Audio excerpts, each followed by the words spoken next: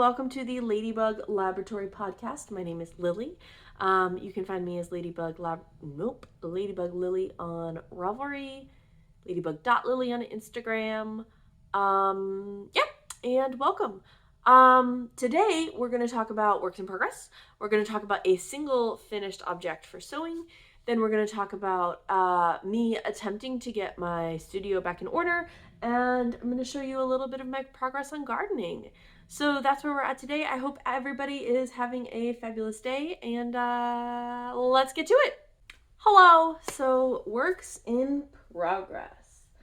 I have 3 main works in progress that I'm going to show you today. I have a couple others that I've been working on that have really no noticeable progress, so I'm not even going to bother showing them to you.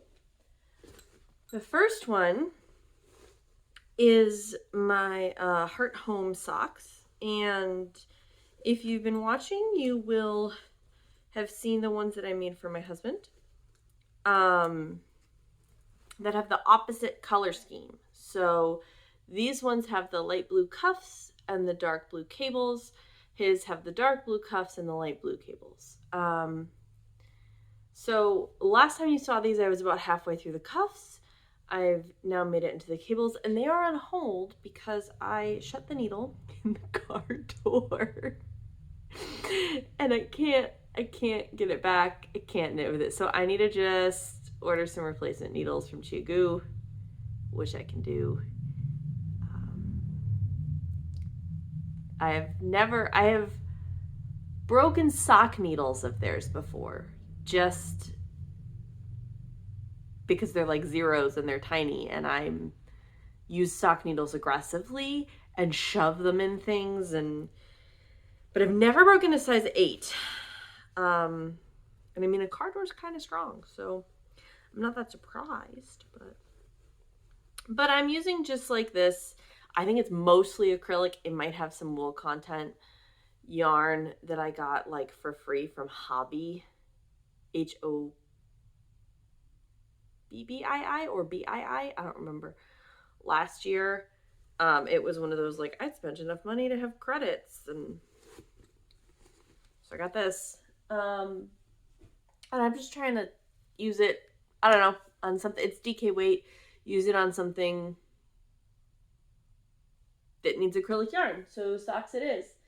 And actually, on that note, what did I spend all that money at Hobby on? Well, I'm working on a crochet project that is living in this basket that is going to need a ton of yarn of consistent, repeatable colorways. And I'm not sure how many of each colorway. I mean, I could do the math, but I'm not 100% sure. And it's just a ton of yarn. And it is one of those heirloom temperature blankets by a designer whose name I don't remember, who's amazing. I'll put their name right here. And I've modified it. But here it is. So I started with, so the heirloom temperature blanket is actually really cool. It's mosaic crochet. And the way that it's designed is every day you do 2 rows. So you have a row for the lowest temperature of the day and the warmest temperature of the day. And mosaic crochet goes down and picks up from, periodically, depending on the stitch design, from the row below the one that you're going into. So you can see that they sort of like cross into each other. So it's not, here's like a plain section where there's no crosses into each other. And that's interesting, but it's not as interesting as like the other stuff, right? So this is for my cousin and her wife who had a COVID wedding. And then, so basically they had a COVID wedding. They, met and fell in love in a city that is really special to them. And then they had their wedding, and then over the next 18 months, it was about a little over a year after their wedding, they had their reception in the city that they met and fell in love in and got married in. And then a couple months after that, they had a second reception back in like my cousin's hometown where we were able to attend. Um, and almost immediately after that, they moved because of jobs and whatever. Um, and so that whole time between their wedding and their two receptions was like a really special time for them, a really important time. It was a time in a city that they loved, um, a mark of creating their new lives together. So it's not going to be ready until like their 10th frickin' anniversary, but I am making this weather blanket so I've modified the pattern because the pattern is for 1 year, and I can't really make it any. Sometimes you can modify the pattern by like making it fewer repeats or something like that. The number of repeats is 2 rows per day, right? Because it's the lowest temperature and the highest temperature. I can't, by its very nature, I have to make it longer because there's a certain number of days in a year, and I'm doing more than a year. I'm doing about 18 months. So so I have to make it about 150% as long. So I decided to make it about 150% as wide, so it wouldn't be like a scarf dimensions. So it's taking forever. Each row takes me about an hour and a half to 2 hours. I'm getting faster at it now, so it's closer to an hour and a half, but oh my gosh, it's taking forever. So it's interesting though, you can see I started in October and I put these beads, the beads that the pattern suggests, on October 3rd, which was their wedding day. And I'm going to put beads on other special days for them. But you can see like they had a heat wave that October. And then I started this back in like the fall. And then I picked it up again recently and started kind of around this yellow line. So I've been working on that. But that's where what all of my large amount of money at hobby has been, is just like I'm on my second ball of this yellow. And they often have like 50 or 60% off. And the yarn that I'm using is the Hobby Rainbow, but not the cotton one. They have a cotton one that has like a ton of colors. I'm using the one that's their sock. Stock 4-ply rainbow, which is I think like 60% wool. I like the way it's coming out. A lot of people have asked me to compare the Hobby Sock rainbow sock to like Knit Pick Stroll, and I will absolutely do that comparison. Hobby rainbow sock feels more acrylic. Knit Pick Stroll feels more merino. It feels superwash merino. It feels soft and delicate, and because of that, it pills more. I'm going to go ahead and say this is probably more durable than Knit Pick Stroll. It's also not as soft. It's not as luxurious. I've also come across several breaks in the skeins, in the hanks, the balls that it comes in. They're not, they don't have as much quality control as Knit Picks does. And some of the balls are pretty nice, and some of them are really splitty. And that is one of the reviews that I've found, is it depends on like what manufacturer the balls came from, and you don't have any control over that. And it doesn't depend on the dye lot. I've gotten multiple balls of the same color, or it doesn't depend on the dye lot, but it doesn't depend on the color, right? So I've gotten multiple balls of the same color from different orders, and some are splitty and some are not. I would say if you need something really rugged and more long lasting, then Hobby Rainbow sock is probably gonna be better off. I have knit many Knit Pick Stroll socks for my husband. He is an aggressive sock wearer. At this point, the only socks he has that don't have holes in them are hand knits, and most of his hand knits do have holes in them. His stroll doesn't have holes in it. It's mostly his hand dyes that have holes in it.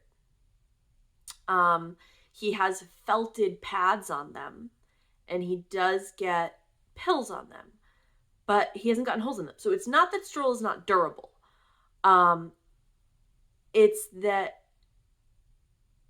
it feels more merino and more luxurious, and this feels a little more acrylic, and more hard wearing, if that makes any sense. I am actually planning to make a pair of socks out of this for my husband, and maybe like a year or two in, I'm gonna make one out of Stroll and one out of Hobby Rainbow at the same time and do a comparison video. Because I feel like there's probably a lot of people asking the same question. I searched for a really long time on the internet and I couldn't find anything when I was trying to decide what to do this in. And I ended up picking this one because it just had more colors, but you know, there's a lot of options. So that's my temporary review. You can see I have this blue line at the top here, or like tealish, I guess. We're about to go into, it's about to become cold, the cold part of October. So yeah, I'm really excited to see how this turns out. Part of the way that the pattern works is that every month has a different design for the mosaic. And I rearranged them. So like this one has these like long bands, as you can see, and I wanted that to be October because that was the month that they got married. So wedding bands. So I did modify the pattern. I did not modify it extensively. The techniques that I'm using are still the same. I just modified like the width and what patterns went for what months. But other than that, it's pretty much the same pattern. It's definitely a labor of love, but it's a great pattern. I highly recommend it if you're interested in making a temperature blanket. Yeah. All right, and then my last work in progress for today is my Grandma Lily's sweater. This is the pattern Grandma's Medley sweater by Tina Say Knits. And those of you who don't know, my great grandma Lily was an avid knitter. I never met her. She's who I was named after. I've heard many stories about her, and I've heard that I would love her. You may have seen this before. Last time I talked about it, I was debating whether or not to continue because my two skeins of this homestead color, the green, were in different bases. So this one was in Diana, this one was in Mars. And I decided I'm not going to sit here with this on the needles forever and debate. I'm just going to finish the sweater. And if someone comes out of the woodwork 15 years from now and says, oh my goodness, I have a skein of Knox Yarn Co. Diana sock in the colorway Homestead, do you want it? Then I'll say yes, absolutely, and maybe go back. But for right now, I want this sweater. So here's the sweater. So I just finished the green part. And I need to go back and work on the other colors. But first I need to do some math and see if I'm going to be playing yarn check-in. Because if I am, then I'm going to do some more of the green before I switch to the other colors, just to kind of lengthen it up. So yeah. Those are my main works in progress. And now we're going to talk about finished objects. I have one finished object this week. It is a sewing finished object. And I don't have it with me because it is a jacket that I made for my daughter. And I will put in some pictures here and just kind of talk over them. So I got this laminated cotton fabric with kitties on it when she was about 6 months old. And the plan was to make her a jacket, and I, of course, never did. And so I decided that this year was going to be the year that I did it. She needed a spring jacket. She's almost 4, and she's been wearing her 2T spring jacket because I keep saying I'm going to make her this one. And so I told her I was going to make it for her, and she was very excited and wanted to know if it could have rainbows. And I said no, because I've already picked out the fabric. But I let her pick out the inside fabric. And I just pulled out all of my various stash flannels. And a lot of them she had already picked from like remnants. Like we had gone to Joann's and they would have like fun flannels on in the remnants bin. And I'd be like, oh, do you like any of these? Because they're just small amounts and I can make things for her out of them. I've stopped doing that recently because I have enough. But she picked this like paint splatter one that she really liked. And I had just enough to get the inside of the raincoat. So I used the April Showers pattern by a designer whose name I will be putting on the bottom of the screen now. I found the pattern on Etsy. It was a really quick sew, very intuitive. The only thing that it doesn't have is pockets, and I feel like now that I've made it once, I could absolutely add pockets to it, which I definitely will when I make it for her again when she's older. She loves it. She loves that she has buttons now, like her daddy who has buttons. She feels like a big kid. She loves her jacket. It makes her very, very happy. I'm really happy with it. It was made entirely out of stash, including the thread, the buttons, everything. I did not buy anything to make this jacket. Anything new. All of the stuff that I used, I had bought at some point. Actually, except the buttons. I think they were a hand-me-down. But yeah, they were vintage. But yeah, so she really likes it, and it was pretty quick. It was a good, just like, I need to do a thing, and I got a nice dopamine hit from doing it. So yeah, that is my finished object for this week. All right, home improvement. I've mostly been working on cleaning out my studio craft area. So I'm going to really quickly show you some footage of that. So post-shedstruction, this is where my craft area is at. It's a dump! And, yeah. Right now I'm working on putting up this shelf. And, it's not stable. So I'm going to fix that. Move my books over there and try and get some of this stuff fixed and up on these shelves. Looking in about where we're at the beginning. Post shelf fixing before go about fixing up this room. All right, progress has been made, but not a ton. There's a bunch of fabric that has been taken out of these areas, and I have started sorting it. All of my scraps are going into this set of drawers that I put little dividers in by color, and these are like scraps that are smallish that I have some projects in mind to use.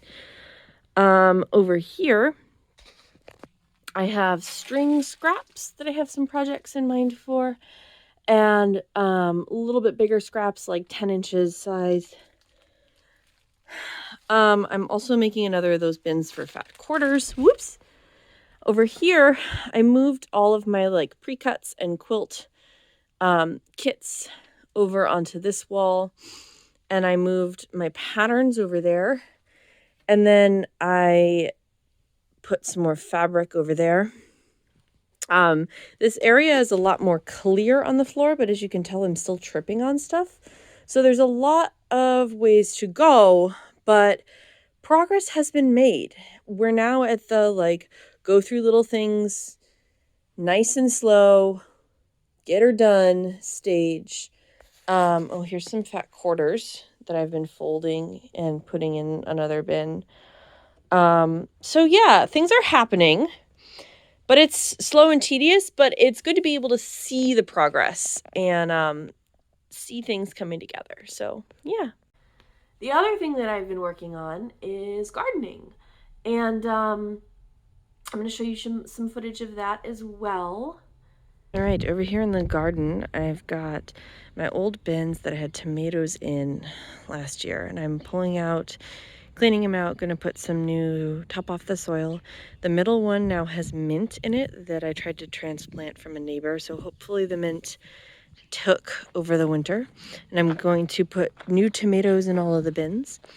Over here, I'm starting two sort of makeshift raised garden beds. I've put like cardboard and grocery bags, paper grocery bags on the bottom, and I'm putting soil on top of them. And I have this like edging that I'm putting around the edge to try and keep the soil in. The cardboard isn't going all the way, and I suspect that might end up being an issue. So I might try and pad it out with like cut up pieces or something. But according to some friends on the internet, this is a very successful way to just like make a quick fake raised bed. And I'm going to be transplanting seedlings that I've made onto this garden starting this week.